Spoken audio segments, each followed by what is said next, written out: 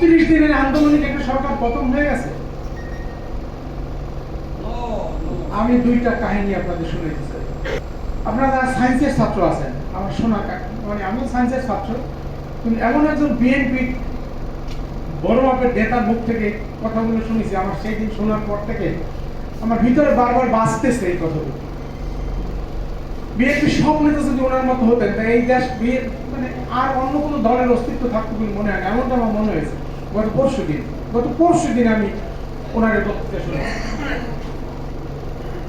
সায়েন্সে যারা করেছেন আপনারা জানেন, 10-এ একটা ল্যাবরেটরিতে একটা টেস্ট করতে হয় ক্লাস 10-এ, সেটা হলো হাইড্রোস এবং ক্লোরিন লিকুইড, এর মধ্যে উপর থেকে 40 ফোঁটা যদি হাইড্রোক্লোরিক অ্যাসিড ফেলানো হয়, 38-39 ফোঁটার সময় নো রিঅ্যাকশন একইভাবে আছে। অ্যাসিড দেখতে দেখায় এরকম হোয়াইট কালার লিকুইড তরল। 40 ফোঁটা যখন পড়ে তখন এটা পুরাটা বেগুনি কালার হয়ে যায়, পুরা তরলটা বেগুনি কালার হয়ে যায়।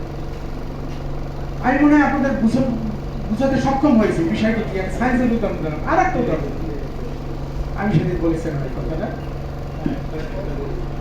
এটা ঠাকুরমার ঝুলির একটা গল্প। এক রাজা ছিলেন, এই রাজাকে একজন ভালোবাসতেন, জান প্রাণ দিয়ে রাজাকে ভালোবাসতেন, কিন্তু গরিব ঘরের মেয়ে ছিলেন, সব সেবা যত্ন করতেন এক রানী, তার নাম দুয়োরানী। আর একজন ছিলেন আর এক রাজার মেয়ে, তিনি খাটে বসে বসে দিন কাটাতেন।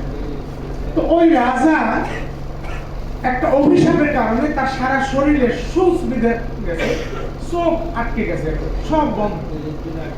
তো ওই দুয়োরানী যিনি রাজাকে ভালোবাসতেন, সে সারা দিন রাত পরিশ্রম করে করে করে করে 1 বছর 1.5 বছর 2 বছর 3 বছর বসে ওই সূচগুলো সব একটা একটা উঠেছে, বছরের পর বছর কষ্ট করে ওগুলো উঠেছে। উঠেই উনি গেছেন রাজার জন্য খাবার রেডি করতে। সুরানী যিনি সুখের রানী, তিনি এসে দেখেন যে একটা সুইচ বাকি আছে, একটা চোখের একটা সুইচ বাকি আছে, দুই পাশে দুইটা সুইচ, একটা করে সুইচ বাকি আছে, ওইটা উঠেই নিয়ে এখন রাজা চোখ খুলে পৃথিবীর আলো দেখতে পারে। ওই সুরানী এসে দুইটা চোখ খুলে রাজার চোখ খুলে দিলেন, দেখলেন রাজা ঘুম থেকে উঠেই দেখলেন, ওই অভিশপ্ত অবস্থা থেকে ফিরে দেখলেন সুরানী আমার সামনে, তাকে জড়াই ধরলেন, তুমি আমার সব, এই পৃথিবী তুমি আমার। 36 দিনের আন্দোলনে যদি এত বড় একটা শৈল শাসকের পতন ঘটে, আর সেইটা যদি কোনো ব্যাকল এই দেশের মনে করে মাথায় রাখে, সেইটা ভেবে যদি কোনো মাস্টার মাইন্ড এই দেশটাকে নিজের মনে করে, এর চেয়ে ব্যাকল আর পৃথিবীটা আছে বলে মনে করি না।